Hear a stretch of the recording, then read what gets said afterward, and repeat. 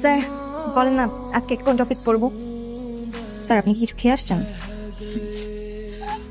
ছি ছি ছি নাউজুবিল্লাহ আস্তাগফিরুল্লাহ। আমি এই জন্যই ছেলেদেরকে বিশ্বাস করি, আমি এই জন্যই বিয়ে করতে চাই। আপনারা ছেলেদের এরকম কেন? ছাই পাঁচ থেকে থাকেন। আপনার মতো একটা টিচারের কাছে আমাকে পড়াতে দিয়েছেন, কি শিখবো আপনার থেকে? আরে আরে উল্টাপাল্টা কিছু খেয়ে আসেনি তো, লাঞ্চ করে আসছি।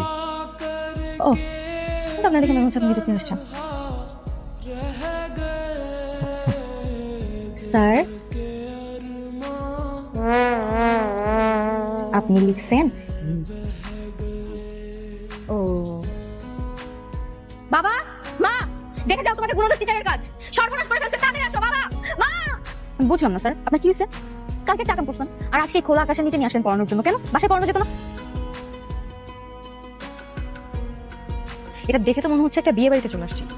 বোকা মেয়ে এইটুকু বোঝে না, এটা হচ্ছে ক্যান্ডেল লাইট স্টাডি টাইম, তার জন্য পরিবেশটা তো রোমান্টিক। পড়াতে আসছেন নাকি অসভ্যতামি করতে আসছেন? যেদিন নিজের চরিত্র ঠিক করতে পারবেন সেদিন এসে আমাকে পড়াবেন। তো সব ক্যান্ডেল লাইট স্টাডি টাইম। মহারানী তো সবগুলো নিয়ে বাইরে গেল, তুই এর একা চলে কি করবি? এই মেয়ে, তোমাকে কতবার বলছি আমাকে ফোন দিতে না? আমি তোমাকে বলছি আমার গার্লফ্রেন্ড আছে, তাও বারবার আমাকে ফোন দিতেছো। নেক্সট টাইম আমাকে ফোন দিবা না। গার্লফ্রেন্ড থাকার সত্ত্বেও আপনি আমাকে প্রপোজ করেছেন? আমি তোমাকে প্রপোজ করতে যাবো কোন দুঃখে? তোমার মা বাবা আমাকে বলেছিল তোমাকে প্রপোজ করার জন্য, তারা আমাকে এটাও বলেছিল স্যালারি ডাবল করে পে করবে, তার জন্য কয়েকটা দিন আমি চেষ্টা করেছিলাম। কি শেষ পর্যন্ত আমার নিজের বাবা মা আমার জীবনটা ধ্বংস করার জন্য আপনারা তুলে দিছিল? তো কি করবে? তোমার নিজেকে কি আহামরি সুন্দরী মনে হয়? তুমি তো দেখতে একটা ঢেঁড়সের মতো, কোনো পাগলও তোমাকে গার্লফ্রেন্ড বানাবে না।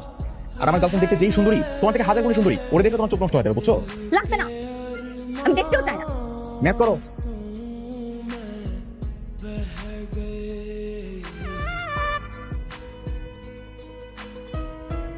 ফোন দিতে বলছি, ফোন দাও না। ফোন দাও। আমি তো দেখবো ওই মেয়ের ছবি। কে এই মেয়ে? কার জন্য আপনি আমাকে এত চালাইছেন? এই মেয়ের ছবি আমি ওয়ালপেপার থেকে ডিলিট করবো। ফোন দাও। ইম্পসিবল।